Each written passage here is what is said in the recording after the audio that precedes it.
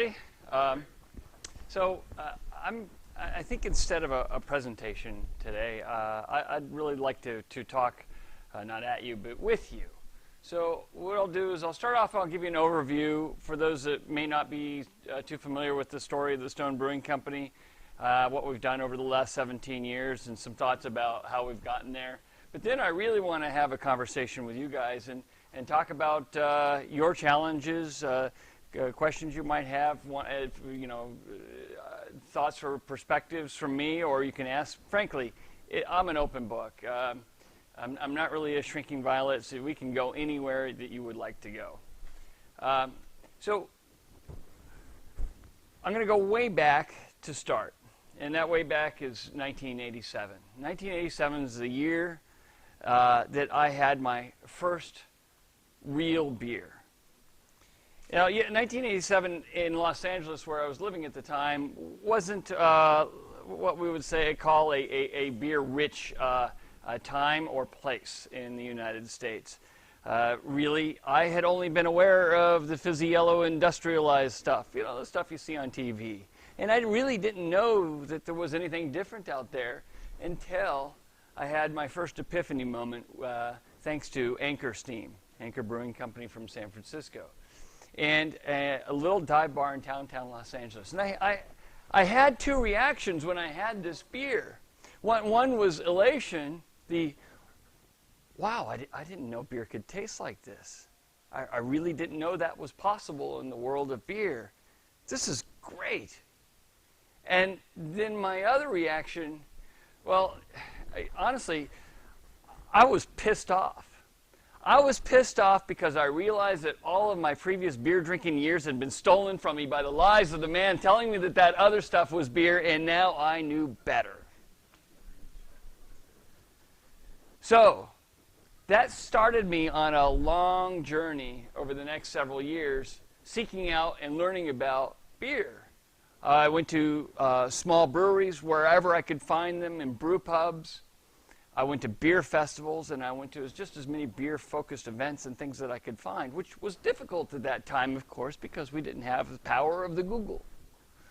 And eventually, at a UC Davis class, Saturday afternoon or Saturday day class, part of their extension program, it was called a sensory evaluation of beer. Essentially a beer geek class. And it was there that I ran into my future business partner, Steve Wagner. And we had actually met years before in the music industry through a common friend. And during a break, he came over to me. I'd been looking at him all morning thinking, "God, I know that guy from somewhere." And he came over to me and said, "Aren't you Greg?" And remembering that we had met. And that started our conversation on beer. Well, for the next several years, we started planning and thinking about what we might do and if we might do it. I felt much like we had been climbing the mountain of knowledge and experience when it came to beer. And then we were walking around along the ridgeline, not certain if we were ready to step over the edge, because it looked pretty rocky down there. It looked pretty scary. But eventually in 1996 in San Marcos, we did step over that edge, and we took the plunge. And we opened up the Stone Brewing Company, sold our first keg to our friends at Pizza Port in Solana Beach on July 26th, 1996. In fact, Vince Marcellia, the co-owner of Pizza Port with his sister Gina, Vince actually came that Friday. It was a Friday. He came to the brewery, and he picked up the keg, giving me a completely unrealistic idea of what it was like to distribute beer. Since that day, I can still count on my fingers and toes the number of times that one of our accounts has actually come and picked up the keg. And it was an interesting time for beer. Through the late 80s to the early 90s, it had been meteoric for craft brewing in the United States. The average annual growth was somewhere between 25 and 45%. That's mediocre for a category. And the year we opened, 1996, and we opened halfway through that year, the growth curve that year growth percentage was 7%. And in 1997, it was 2%.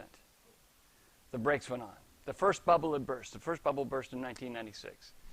Now, looking back, I can tell you that it was extraordinarily fortuitous for us. This was actually really, really good because we knew nothing from the very beginning other than lean. Nobody wanted to buy our beer. Nobody bought it because they thought we were cool. They thought we were interesting. They thought because you're local, or you're a startup, or this thing called craft beer, or microbreweries, as was popular to call them at the time. This whole idea, we think this is a really neat idea. Consumers and retailers, wholesalers also, none of them said that. So we had to go out there and basically use the old-fashioned method of shoe leather. Go door to door, knocking, sampling, working to try and convince people that we had some merit with our beer. We use these for filling up beer at our place. This one's filled with water, as far as you know. Very tasty water. So we struggled mightily for the first couple of years. And about a year and a half into it, we were wondering whether or not we would survive. We were bleeding $20,000, $30,000 a month. We were self-distributed because none of the beer wholesalers were interested in picking us up and being our wholesaler in San Diego. It wasn't like today where you can people wanted to come to your warehouse and taste beers and buy growlers and all that stuff. We were open 3 hours on Fridays and 4 hours on Saturdays, and we are pretty happy with a day with a steady trickle. And eventually, though, fortunately, March of 1998 came around, and the clouds parted, and the sun shone, and the angels sang. We had our first break-even month. Now, when we started, we always thought we decided that we were a philosophy-based company. What I mean by that is that we set what we were all about first. Now, granted, a lot of it also developed over time as we matured and actually found our voice and found our personality as a company. But we knew that we wanted to make big character, unique beer styles. We knew that we didn't want to go to the people. We wanted the people to come to us. We knew that we had spent a lot of time in the previous years learning about what we thought made great beer, and frankly, we're going to be damned if we're going to listen to somebody else who was just, frankly, not as educated as us. Now, that may sound, bold or even arrogant. Sometimes I've been accused of that. But I actually felt that we owed it to people to bring the benefit of everything that we had learned in our passion. And so we were going to be immovable about that. I believe that when people are faced with great decisions, they will make great choices. I really believe that. Yet most of corporate America wants to treat treat the public like they can't make good decisions, like they don't want good stuff, like they want it only cheap, and they only want it the mediocre or the lowest common denominator level. I didn't want to be a part of that. So I'll admit that, as I went through my beer curve earlier, I went from curiosity person to an enthusiast to a geek, and then by the time that we opened Stone, I was a full-blown zealot. And I've been a full-blown zealot ever since. And we really wanted to make beers that we thought were great, not necessarily what people wanted. Because if we'd asked people what they wanted, they would have said a light beer. I'd be damned if we're going to make a light beer. There's already too much of that stuff. However, that back then, and still today, light beers are the #1 category in beer consumption in the United States. But I wasn't interested. So we developed the gargoyle as our symbol. And gargoyles, of course, are known as protectors. And our gargoyle protected us and our philosophies by warding off the cheap ingredients, adjuncts, chemical preservatives, pasteurization, the modern-day evil spirits of beer. And so by that, we could really put it right out there in front of everybody, right off the bat, that we stood for something different from what was the norm. And little by little by little, we developed a reputation. And we became known for big character, hoppy, unique beer styles, which now, frankly, are being brewed all over the world, these kinds of styles. You know, we helped lead this revolution. And over the years, 17 years almost now, we've never advertised. We've never discounted. Those are the two most common volume drivers in the beer industry. We have never participated in under-the-table backroom deals, which are very common, sadly, in the beer industry. They're illegal and unethical, and it happens all the time, and we don't play that. In fact, we drew a hard line right from the very beginning. Zero, absolutely not, no way. And yet, we've been the fastest growing brewery in the United States over the last 16 years on a year-over-year annual percentage growth basis. So why is that? Well,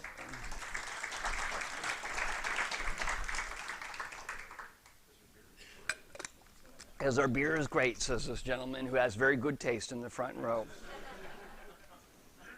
And I honestly think that, yeah, it's because we intended to be as great as we possibly could versus doing what somebody might think that maybe they might think that they might want. Truth is, the public, you know, individuals like you, sir, they know what they want.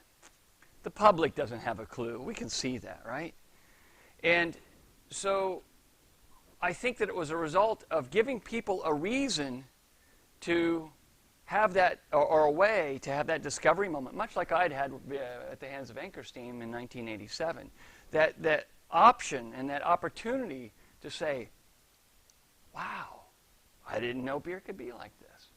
And of course, the kindest compliment, which I am happily can say that I've been paid hundreds, if not thousands of times over the years, is somebody will come up to me and say, damn you, you ruined me. Now I can't buy the cheap stuff anymore. I'm like, yes. So, yeah, I think that it's actually a really good business model not to discount people, to give them credit. I think it's a really good business model to do it the way that you think it should be done rather than the way everybody wants to tell you that they think it should be done. And it really does surprise me sometimes how much people will fall into that trap. And I've experienced it in every kind of product and service that you can imagine, where if I get to know the person behind it, they'll sometimes apologize about a certain portion of what they do. We just do this because we have to. This is what the people want. Yeah, it's not really our best stuff. If you want the good one, it's over here. Sure, we have that. Smaller number of people buy it. Only the people that really know. And my question to them is, well, wait a minute. What if you only did the one that's over here that's only for the people that know, and then focused on bringing people over into this and teaching about it so that when they know, you're their choice. And you know, I just seen it work time and time again. And I'll give our restaurant. How many folks have been out to our restaurant? About 50%. That's fantastic. So when we opened there in Escondido, where for those who haven't been there, you have to go through an industrial park in an unlikely part of town. When we first opened, our new stretch of Citricata Parkway, it didn't even go through all the way from one street to the other, so you had to kind of go this funny back way. And MapQuest, remember that? MapQuest and Google didn't even find us. We have no sign on the building. A complete ban on high fructose corn syrup, which means that we have no major brand sodas or I think that was part of, you know, it's a minimal thing that I can do for my fellow man is to not serve that stuff. We don't serve any commodity beers. Probably not a big surprise, hearing the way I talk. We don't have any televisions. And we have an all-organic, decidedly eclectic menu that was very atypical, very unusual. And in the three closest restaurants to us when we opened that serve beer are Chili's and Applebee's and an Olive Garden. Those companies are very good at what they do in their own unique way. So they're very good at their market research to figure out where they should be located. So any reasonable person would look at this and say, this is an area of town where people want Chili's, Applebee's, and Olive Gardens. And we are so far away from that spectrum, it's ridiculous. Well, fast forward to today, and actually it didn't take us more than a couple of years to achieve this. We're now the third largest visitor destination in the north half of San Diego County behind the Wild Animal Park and Legoland of places.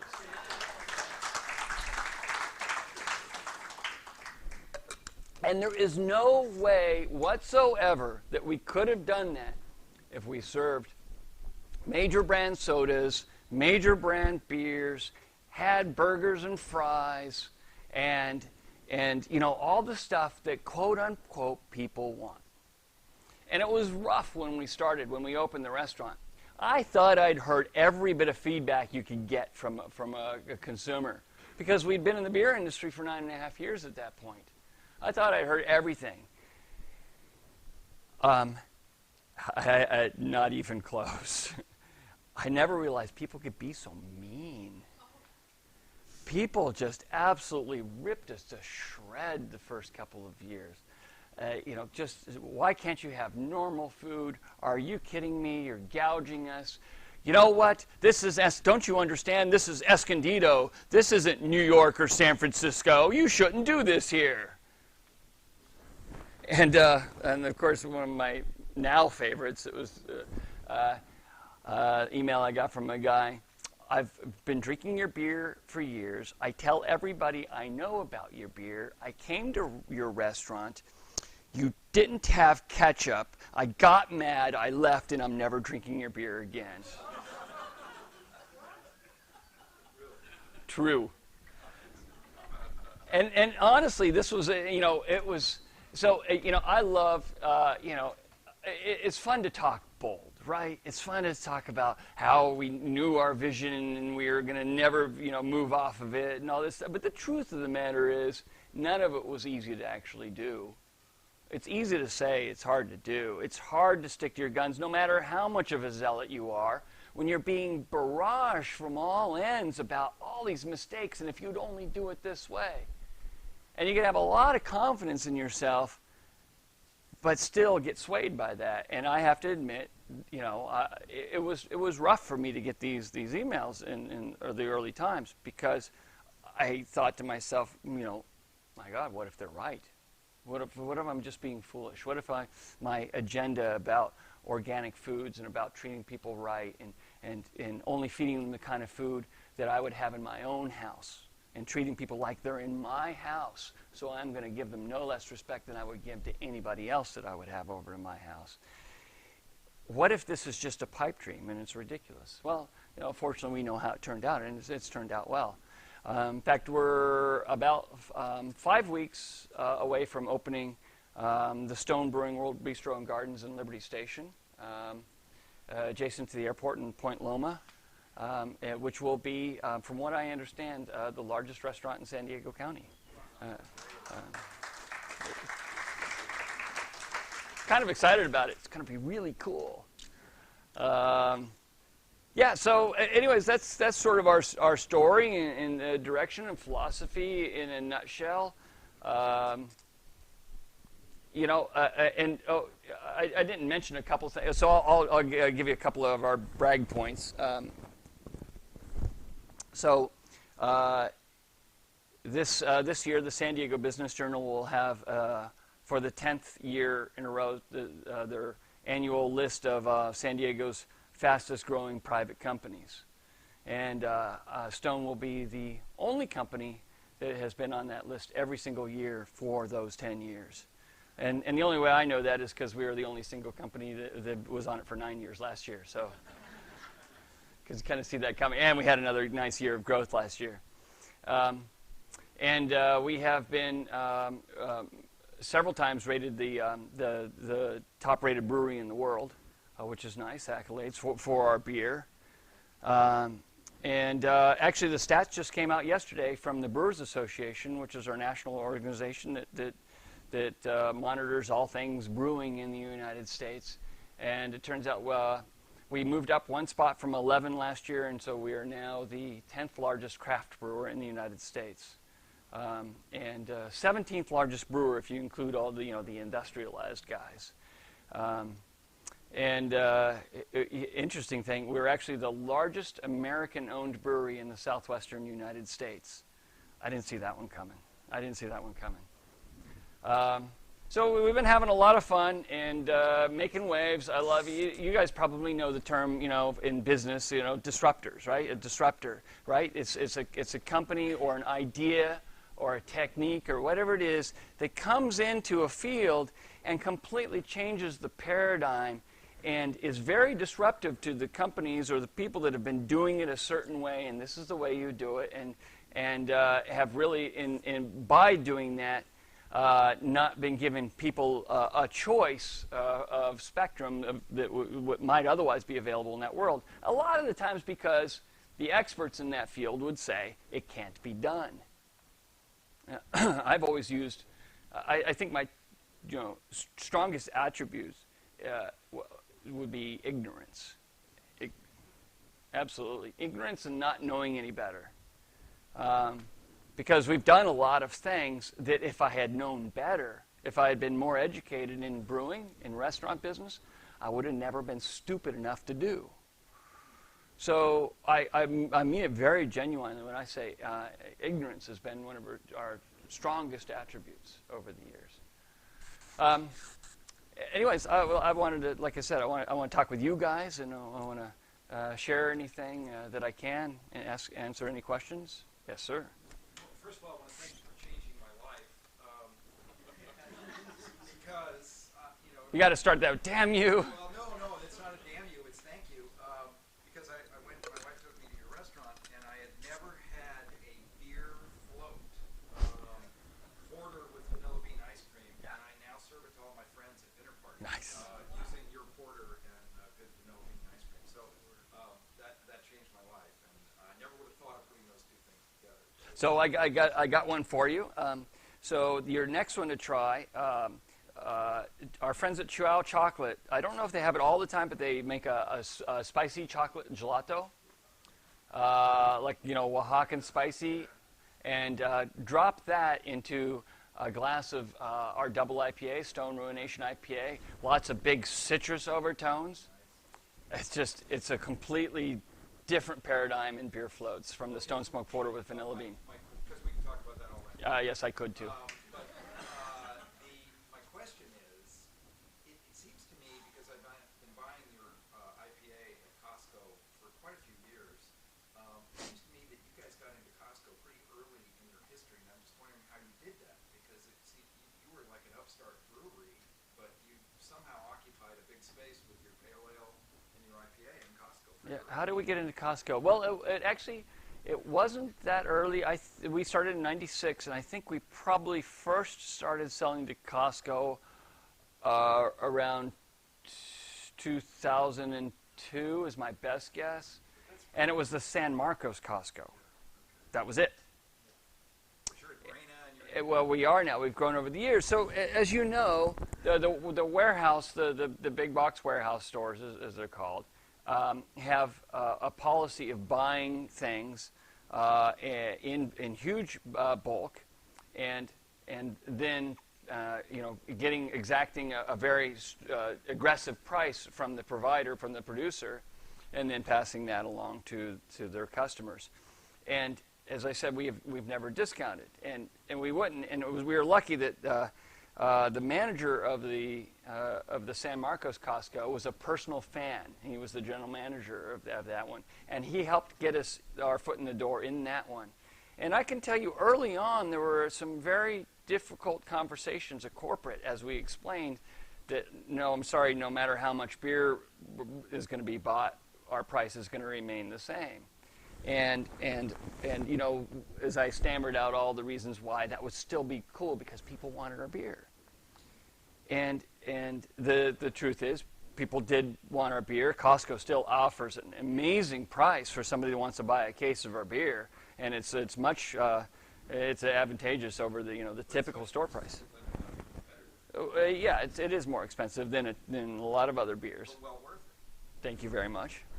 And so that's just it. That's been our focus. Our focus has always been to make sure that if somebody does decide to pony up wherever they buy it, bar, restaurant, grocery store, that the reaction will be, this was worth it.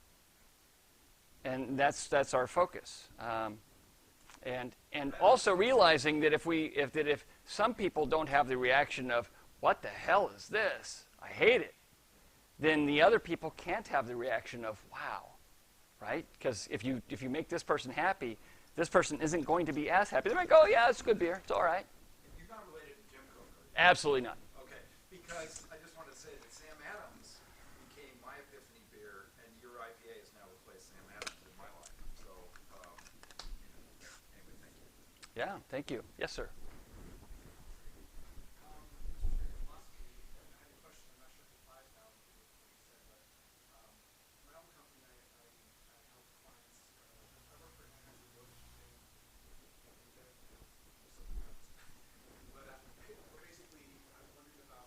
I'm sure you individually are a nice person. Well, my company exists to actually unplug from the corporate world and actually service people, companies like yourself. But in your situation, it's kind of interesting. But I was going to ask you, what percentage of your revenue goes towards marketing and advertising? In your case, it sounds like it's still nothing. Yeah, we don't do any advertising as in print, broadcast, bus stop media, whatever it might be. No, we don't do any online advertising. We do have an online presence with our website, with blogs, with social media, but we do everything in-house. We don't pay somebody to do social media for it. Somebody was just telling me earlier today, they asked me about, how much we pay, what kind of firm we use for our SEO, or search engine optimization, and I said, we've never done any SEO, ever. So, we always just... I have a very simple philosophy of if you do something worth talking about, people will talk about you. And of course, we get to be very different than the commoditized world, right? And I kind of divide the world mostly into those two things, especially in the world of food and beverage. And I think that's just a very straightforward statement. Commoditized world is principally about doing mostly the same thing, and then advertising and marketing attributes. This is the one that you have when you want to feel like you're on a vacation on the beach. This is the one to have when you want to feel like you're sophisticated. This is the one to have when you want to feel like you're the common man. This is the one you have when you're the hipster, right? These, all these different things. If you're skiing, then this is the beer for you. And functionally, I judge beer, and I don't ask me to tell you which brand is which, because I could never do it. I mean, that's just the reality of it. On the artisanal side, we're very different. We get to focus on actually, the beer we make. We've never had a focus group, so I'm not trying to diss, the commodity side, not totally. But it's. I actually do feel like we've been in a fight because commodity side is public companies. Their goal is to maximize shareholder value. They have a responsibility to do that. They are in the business of being in business. They don't get to make artisanal decisions. It's not appropriate. You can't say. And I'm talking about detergent or you just go down the list, right? It's a laundry list of things. And they behave very different. And one of the things that I think has been strong for our company is to understand the difference between commodity and artisanal. I don't behave like commodity in any way. And when you're artisanal, you can brew collaboration beers with what most industries would consider competitors. We think of them as compatriots. You can We have at our restaurant, for those who've been there, we have 32 beers on tap. About 10 are Stone. The rest are guest taps. We have a guest bottle list that's huge. We have a distribution company, and we distribute to 35 craft and specialty brands in Southern California. So we get to behave very differently, and I think that's what helps us communicate with people, is because we are so different. It's like, I came from the music industry. I know that's hard to believe. And it's like the difference between, your sort of corporate rock, corporate bands, your pop rock, right? The payola to get them to play it on the radio more often. It's all about pop radio. It's all about the hits. It's all about the glam and the sexy costume and being on the cover of People magazine.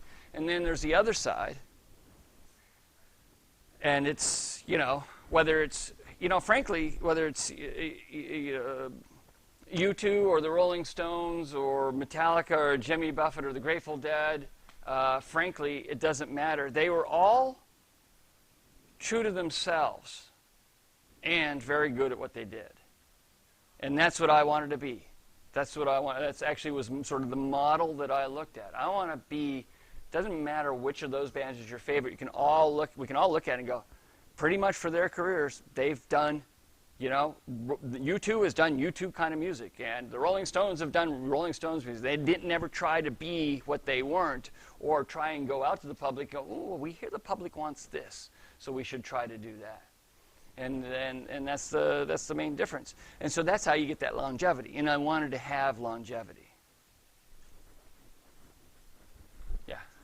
Several roadblocks along the way, and were some of them financial, or were they more just this was modeling and Yeah, so do we have roadblocks along the way? And the answer, yeah, of course. We all have. There's always bumps in the road. There's always roadblocks you have to navigate, some of which you can see coming and some of which pop up and you're like, wow, I didn't see that coming. Some of which you even hit before you realize that they're there. And yeah, we had financial ones early on. We were bleeding $20,000, $30,000 a month because we couldn't get our beer distributed. Right? This was a time when beer wholesalers would pat me on the head and say, sorry, son, imports is where it's at. I actually had a wholesaler tell me that. And I'm like, it says that microbrew category, that's just dead. I'm sorry. I'm sorry to be the one to tell you.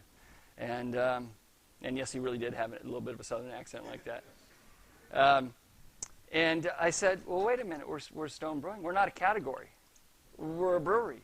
We're growing really well in these different areas. I think we do really well. But, it didn't work. So we had to keep self-distributing. And it was a very scary time for us because we were losing money on every keg and every case that we delivered. And then access to market has been huge for small brewers. Back from 96 through about 2003, 4 was the toughest time. Now we've developed a reputation. Now craft beer is popular. And people are seeking out different and new beers. But there was a long time, and we were blocked. And, even today, we're still blocked from many places. Many places. Why is that? It's frankly, the competitive thing. So it's illegal to buy your customers in California and most states. You can't give incentives that make a retailer pick you over somebody else. So there's a whole set of laws, they're called trade practices, a whole set of laws around that. But it still happens. And so say, for instance, at a certain large public venue, and you've got a big billboard for a certain brand, guess which brand is represented at that public venue? Can there legally be any connection whatsoever? No, there cannot. It's illegal for there to have any association for the beers that are served from the beers that are advertised. In fact, there are actually two different companies that are, and so on and so on. But guess what happens? So, it's the reality of the world, right? It's the reality of the world. Am I wrong? So we fight against that because I believe in people's right to make their own choices as public. So we can go into the food industry and we can see lots of occasions where that happens. Now we know, for instance, in the world of soda pop, Coke and Pepsi duking it out all the time, right? And they buy shelf space. It's called slotting fees. In the world of soft drinks, that's not illegal. Alcohol, it's illegal. In soft drinks, they can do whatever the hell they want. Snack chips, pre-sliced, bagged bread, all this kind of stuff. They can do that. And your choices at retail, by and large, are made for you before you walked in the door. We don't have choices, right? So a small producer that wants to do something better has an uphill road.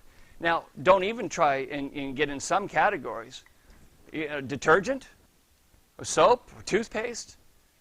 And you can go to some websites. You can see that, it's like, 97% of the toothpaste sold in this country is from, it's either 2 or 3 companies, right? And 90+% of the beef is coming from 3 companies. I think it's, most pork only comes from 2 companies. It's quite shocking. So we have found ourselves in a situation here where we have been very successful and we've won this race to the bottom. And we're paying for it. In fact, stats just came out. I saw a tweet and I clicked and went through and I read the article. Guess who won the obesity rate? United States, USA, USA, USA. So, and why? It's because we have food deserts where people can't even have, you can't buy an apple in some parts, of cities, and it's only processed food. It's with, everything's got sugar, salt, fat. Or I think that's a new book, Sugar, Salt, Fat. If you want to, I encourage anybody to read Omnivore's Dilemma, or Fast Food Nation, or this new book, Sugar, Salt, Fat. These are serious issues facing our country.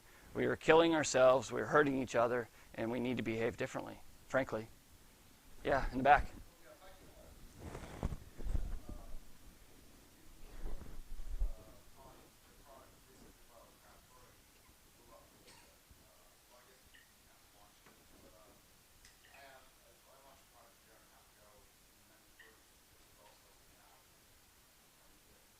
I'm probably not going to be one of your big customers right now. So my question is, how did you take advantage of that? The craft brewery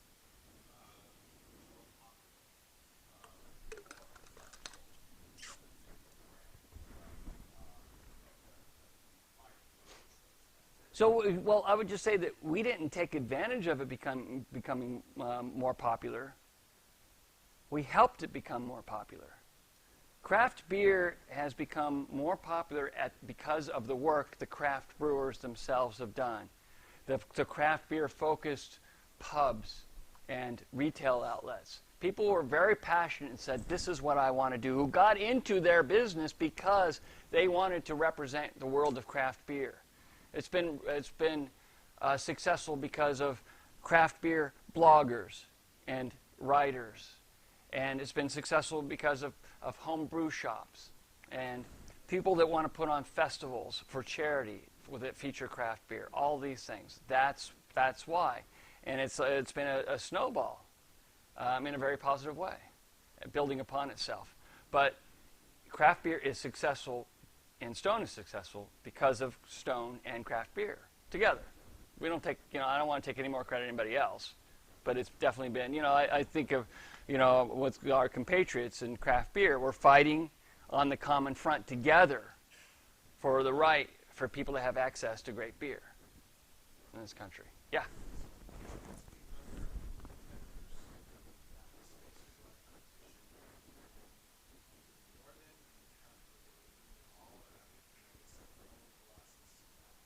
So the question is, what's my philosophy on our competitors, because there are so many.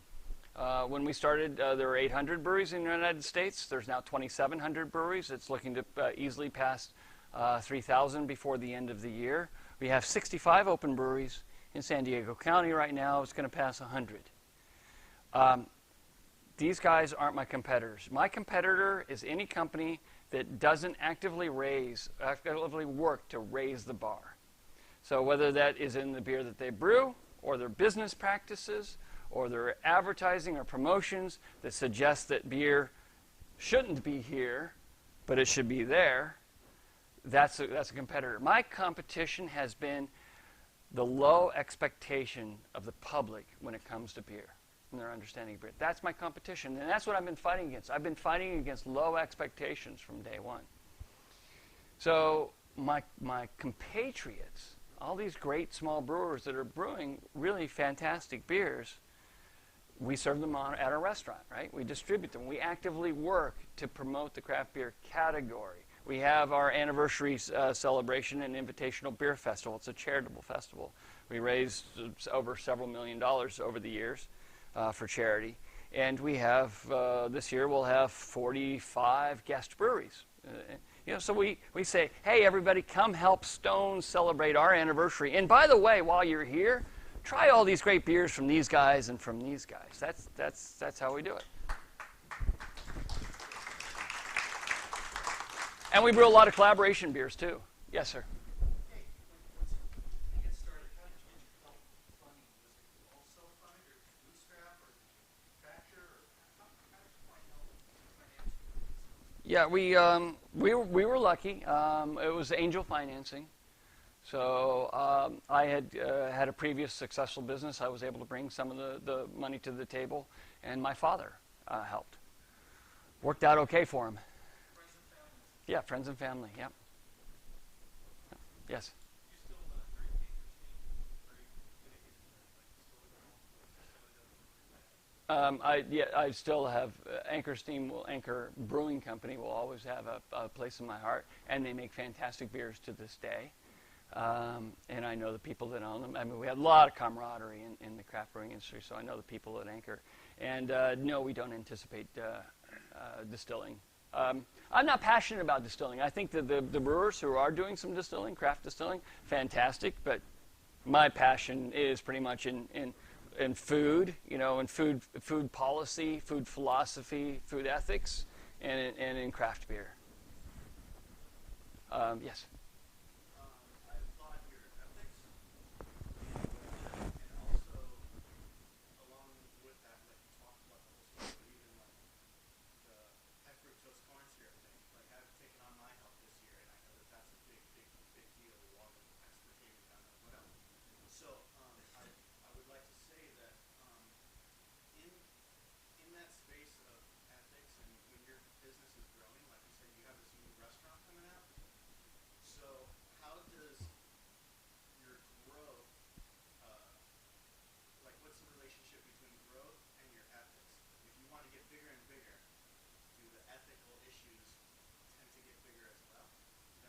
Yeah. Well, I think what you're asking is, does it become more challenging to maintain your ethics as you grow? And the answer is absolutely not. It hasn't been challenging in the least. Why? Because it's a hard line. We set up that rail. And so it's not hard to not go over there because we have a guide rail that is impenetrable. And so we can just focus on the direction we are going. So, when you focus on what you're doing and the way that you do it more than growth, then it's actually not a challenge. For example, in our company, when we look and say, at the charts, right, that typical chart with the zigzaggy line going up, and hopefully that's your growth line, and your predictions, right? When we're here and we say, okay, where do we think we're going to be a year from now? By all our best projections, understanding of our business, all of our experience and our modeling and all this kind of stuff, which we've become slightly more sophisticated every year as we've gone along. Where do we think that what we do is going to take us? Okay, we think it's going to take us there. Now, how do we make sure that we can get there while maintaining all of our standards? What we have never done is, we are here, let's go there. Now, what do we have to do to get there? And we've never done that. And I think that's a key difference. It's really two sides of a similar coin, but we look at where we're going to go as a result of what we're doing, not doing whatever we need in order to go somewhere.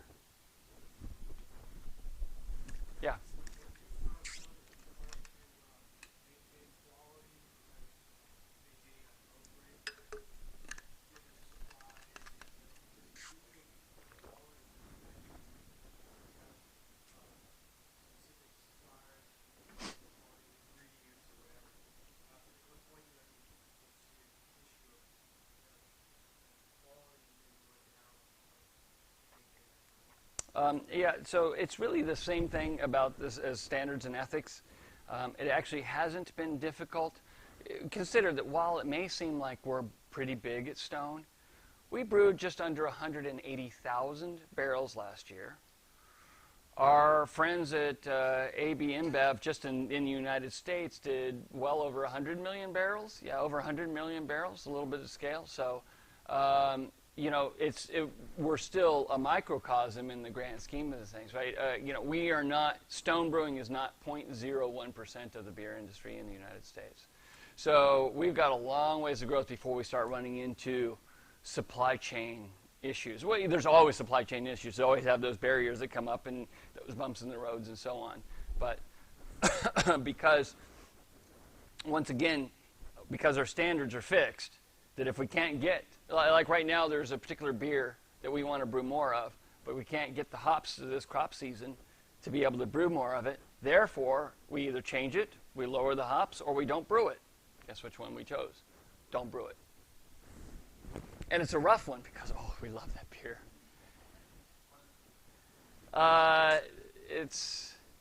It's a beer called Stone Enjoy by IPA. And we're brewing it and releasing it in small batches right now. We'd like to do a little bit more, but we can't. Yeah. What was the nature of your previous business, and what skills from that business were you able to bring over to be successful? What was the nature of my previous business and what skills did I bring over? So my main business in Los Angeles, well, I did some music production and management, and I was a wannabe guitar player myself, but I kind of suck. I built music rehearsal studio facilities, which I actually still have in Los Angeles. And what I did is I was helping a friend of mine's band find a new place to rehearse. And I started looking out in all the rehearsal studios around Los Angeles. So they wanted a month-to-month place where they could leave their equipment set up and come back anytime, you know, they wanted to plug in and play. And all of the places were dumps. They were horrible. And so I saw an opportunity. I said, well, you know what if I built some studios that weren't dumps? What would that look like? And what if I really focused on a part of town that maybe wasn't a fancy part of town, warehouse district, where I could actually be competitive in the pricing, and it worked very well. And I was the first. We are not by any stretch of the imagination the first rehearsal studio in Los Angeles. When I opened up in 1989, we were the first business permit or building permit for a rehearsal studio that the LA Building Department had seen. They didn't even know what to do with us. Everybody else has scabbed it in. Built it under the radar, hoping they wouldn't get caught with whatever, you know. They might have actually built the stuff to code, who knows, but we did. And I can remember I couldn't have been almost happier when about a month and a half or 2 months into opening, the LA Fire Department and some police cars showed up to our building like this, coming to shut down the rave party that they thought was happening there. And I'm like, right here, here's my permits, here's everything, I got it, come take a look. And it was, because they were like, I popped out front because they said, like, what's going on? And they're like, we're here to shut you down. And they were ready to take me away in cuffs, probably. Oh, I was like, yes. You mentioned having a partner that you started with. Any tips on teams or team advisors? Yeah, team has been great. Advisors has always been good for bouncing off stuff, but I've learned over the years. We started with a board of directors, and now we've gone to a board of advisors. Over the years, we've just given our board of advisors a report. Here's what we're doing. Oh, wow, look at that. You guys are doing great. Okay. I mean, in the early days, it was very hard, but frankly, it was hard for people to bring good, solid advice because what we wanted to do was so different.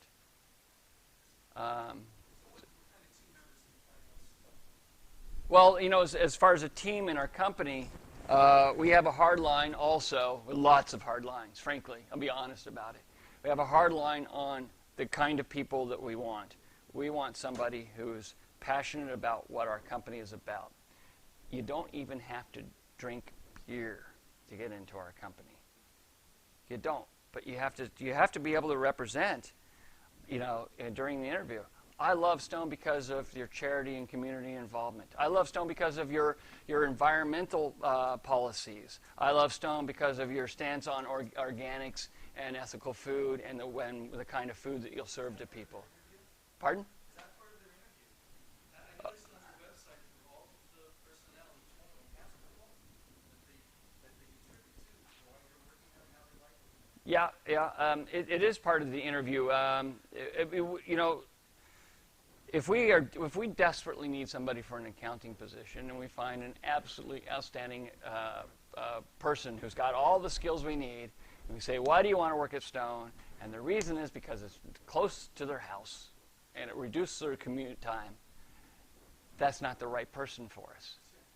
And if we have somebody else who is pretty good at accounting but looks like they're on the right trajectory, they might just be, but they will effuse about Stone and tell us about the first time they had our beer and how they introduced their friends and what everything. And they were like, that's the kind of person we want. We want them to care about what we're about. Yeah, absolutely. And it's a double-edged sword, frankly, because we filled our company up with individuals. And individuals are hard to focus and and herd sometimes. So, yeah. And you know what? I realized I didn't fully answer your question. What did I take to Stone from my previous thing? So I actually, with the rehearsal studios, I just did it very, very simple. I did it super simple, super straightforward, super quality. And I use the same philosophy as that I do now. I'm going to respect our tenants. I'm going to respect them. I don't care if they would willingly play less for less. I am not going to offer less. There's just a line. I'm not going to do that. I'm not in that business. I don't want to be in that business. And then I also brought a lot of rock and roll mentality. Frankly, with the analogy that I use from the bands who have been successful over a long time, it's like I want to do things that are evocative of that. In fact, I remember a quote. Metallica came out with their Black Album in 1990. 91. You guys were like, no, it was 91. In 1991, a magazine put them on the cover with a very simple quote. Metallica didn't go to number one. Number one came to them. And I love that quote. That's what I wanted to do. I wanted to do something that was so awesome that people would feel compelled to come over to us. And it doesn't matter if you like Metallica or not. Who, by the way, is one of only 2 artists to have 5 number 1 albums. 2 U.S. artists, 2 American artists. And the thing is that the Metallica fan knows everything about Metallica, and all the people that don't like Metallica don't care about Metallica. And so often, if I run into somebody here in San Diego or somewhere else, where they would reasonably know about Stone, and they say, "I've never heard of Stone," and I say, "Well, are you big?" Actually, I don't drink at all. Oh, perfect. I haven't wasted a moment of your time telling you about our beer. I haven't wasted any of our resources in telling you about our beer. You aren't somebody who wants our beer. That's perfectly acceptable, by the way. I find it perfectly acceptable if you don't like our beer. That's cool. Or a restaurant, yeah. Now, the only thing I ask, if you don't like our restaurant, just don't be angry about it. Am I going to get the hook? Or do you want? No, let's do more questions. Okay. What sounds like you're saying, but kind of on accident, not on purpose, but you're actually creating scarcity for your product. It sounds like that's kind of like you're actually Well, actually, so about scarcity for what we do, we actually try not to create scarcity. It's our philosophy to do our best to make it available to our standards to anybody that wants it. Of course, that takes time. You don't do that overnight. You've got to build over time. But for one example, we do have special releases, limited special releases. And we have, now people will come to our place and they'll line up. They'll line up for many hours. And I thought to myself, well, you know what? We're not a nightclub. I don't want to be a nightclub. I don't want to act like a nightclub. I don't want to make people line up. So we devised a system by which People don't have to line up anymore. And so we do it by, take a ticket and you get a time saying, all this kind of stuff. And now people don't have to line up. And I kind of like that. A lot of people or a lot of companies want to try and, give off the image of the exclusivity. I don't really worry too much about it. I want to just make sure we do a damn good job at what we're doing. Yeah.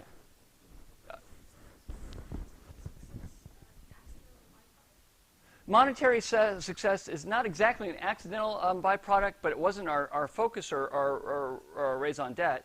But, I had to realize very early on that we had to have monetary success in order just to keep our doors open. Right? So, and it goes back to our philosophy about not discounting, is that, I feel that I am honoring our fans by charging them full price for our beer. Because if I charge them full price for our beer, then we can continue to exist, we can grow, we can do new and fun and interesting things, and we can help forward the movement that they have now fallen in love with as much as we have. And so I feel like I'm actually honoring people that way. Not by gouging them, of course. That would be going too far the other way. Are you a master brewer? No, my partner, Steve Wagner, who I started the company with, he and I homebrewed together for a number of years. He was an accomplished homebrewer by the time I started homebrewing with him, so he's always taken the lead on that side of the equation. Besides the fact, I talk about all the standards. I'm way too impatient to be a brewer. You have to be very focused and very patient. Now, did you intend to go into the restaurant industry when you first started out? Or? We had thought about opening potentially a brew pub at the beginning. We opted for just a strictly production brewery. And when it came time to build our new place, because our growth curve needed more space and larger equipment, we decided to have a restaurant because I wanted to fight for craft beer's place at the dinner table. Craft beer has now become fairly acceptable on the dinner table at a fine restaurant with great cuisine. People don't think of it as only wine's world. And, when we opened up the restaurant just 6.5 years ago, it was still very much not the case. And I want to say, hey, craft beer belongs not just with pizza and hot dogs and, bar food, right? Which can all be fun and I love going to Pizza Port. They make great beer and awesome pizza, right? And so it's part of my agenda. Yeah. Where's your restaurant, new restaurant in Point Loma?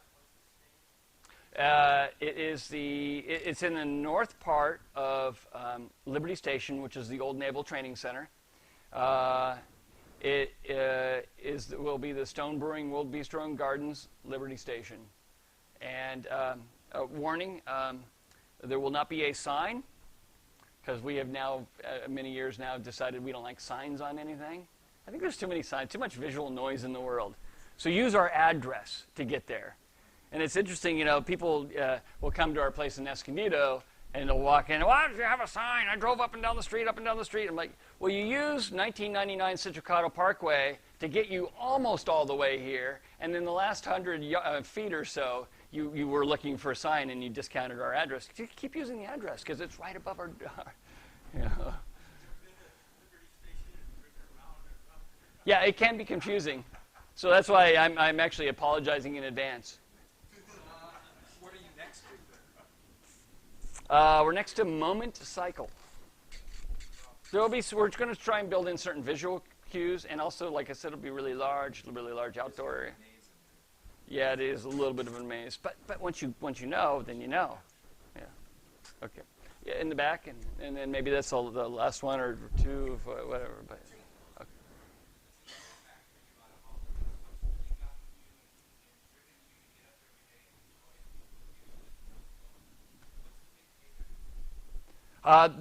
The payback. The part of the payback is the big to the man, right? Because because like I said, I think we want and we deserve better, and the man doesn't want us to have better, and so the fact that we're being successful at it is a lot of the payback. And then I feel like, as a zealot, I feel like I have a lot of work left to do, and I'm very excited about that work. I'm very excited about the artisanal and specialty food movement. Really, when you look at it in the United States, or not in the United States, in the history of mankind, we're agrarian culture for 10,000 years, more or less. We've eaten commoditized processed foods for about 100 years. We're not this is right, and it's killing us. So we are actually going back to the kinds of beers that we make.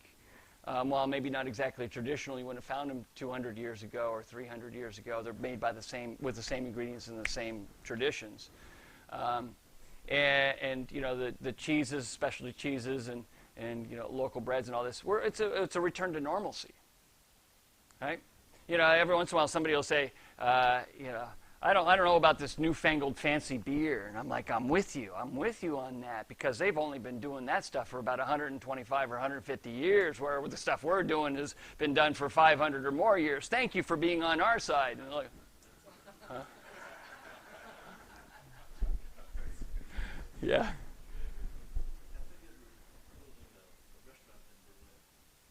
So it's our goal to be the first American craft brewer to own and operate our own brewery in Europe. And we had found a spot in Berlin that we were negotiating on, ended up negotiating on for a year and a half, eventually fell off. So we're back at square one right now. Too bad. Berlin's kind of a cool town. Do you still plan to go to Europe? Yeah, we do still plan to go to Europe somewhere. And the comment was, go to Italy, they don't know anything about beer, and I'm going to be merciless to this nice gentleman right here, because the best country in Europe today for the last decade is Italy for craft beer. Do not spread the word of anything different, my friend. The worst country in Europe for beer? Germany. It stinks. It's boring. It's all this raced commodity and conglomeration, and it's cheap. It's cheap. It's cheap. It's cheap. It's the second cheapest country in all of Europe. In Western Europe, it's the cheapest country for beer. It's a commodity. It's a cheap commodity. They don't give it any respect. Now, there are still wonderful, small, traditional, unique breweries that are brewing stuff in Germany. So I don't want to diss the entire everything, right? But it's very, very difficult to find beer that's worthwhile in Germany these days. And How does Stone sell in Europe? Do you sell well? well, we sell a little bit in the UK and a little bit in Sweden. We don't really export very much. I was spending time in Germany over the last few years. 2 years ago, there were maybe 0 to 2 IPAs being brewed in the country. I was just in Munich for a specialty beer festival, the Braukunst, which is a brewer's art, and about a month ago, and there's well over 24 IPAs being brewed in Germany today. And where did they get their inspiration? Right here in the United States. And they look at me and they say, we are so jealous of the brewing scene in the United States because you guys can do whatever you want. And here, you must do this. And they're constrained by tradition. But they're breaking out of it. And it's a very exciting time in all of Europe. But that was a beautiful thing about Italy. They didn't have a brewing tradition. So they weren't handcuffed. And the brewers, the Italians, they're well known for their taste and their art and their style, and they brought all of that to beer, and there's such cool stuff being done. Anyways, I think I should. I'll last question. Where do you see yourself in 5 years? Is this a family business? Are you gonna? Is there an exit? Are you taking this? So I've said it before. I never mind saying it again. I usually try and find something to pound my fist on. I will never sell out. So. No, I would going public would be the death of us, because then you have to do what other people tell you. You have this fiduciary duty to your shareholders, and I don't want a fiduciary duty to maximize the profit. I want to be able to do what we think are great things. And we're actually looking to this year switching the format of our company into a benefit corporation. Are you familiar? So a benefit corporation has now been allowable in California for since January of last year. Patagonia was one of the first companies, and where you can actually have a legal structure that says that there are things that the company can require of itself above profitability, above maximizing shareholder value. And I'm going to lock this in for perpetuity, so that the company I use as an example is, Kellogg's was started by a health guru. Today it sells sugary cereal to children. I don't want to ever have my company go off the rails. So we're going to lock it in so that nobody, and we're going to have a legal structure, and I've been doing a lot of research, and we're going to get into that later, and we'll announce it in a few months. And I'm actually kind of excited about it. And you know what it's going to do? It's going to take our value of our company from here down to here. But the moral value. Who cares? Not in the culture. Not in the culture, right. Right. And the value to here is going to shoot up. So thank you very much, ladies and gentlemen. I really appreciate the opportunity to talk with you.